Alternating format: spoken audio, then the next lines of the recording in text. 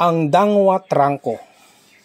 Bago pa man umarangkad ang bus ng Victory Liner, may isang pangalan na ng una nang sumaklaw sa matarik na kalsada ng Cordillera. Ito ang Dangwa Trangko. Itinatag noong 1928 ni Bado Dangwa. Nagsimula ito sa 5 lumang sasakyan, bumabaybay mula Trinidad patungong Baguio. Sa paglipas ng panahon, naging pangunahing lifeline ito ng mga taga-bundok. Nagdadala ng mga gulay, pasahero at pangarap mula sa Northern Luzon patungong Kabiasnan. Sa gitna ng World War II, ginamit ang mga bus ng Dangwa sa transportasyon ng mga sundalo at pagsapit ng 1970s, umabot ito sa higit 260 buses, daang-daang empleyado at mga rutong umaabot sa pinakamalayong baryo ng Cordillera. Ngunit tulad ng kalsadang tinatahak nito, dumaan rin sa pagsubok ang kumpanya, modernisasyon, gastusin at bagong kompetisyon hanggang sa unti-unti itong nawala sa mainstream, iniwan ang marka sa kasaysayan ng transportasyon.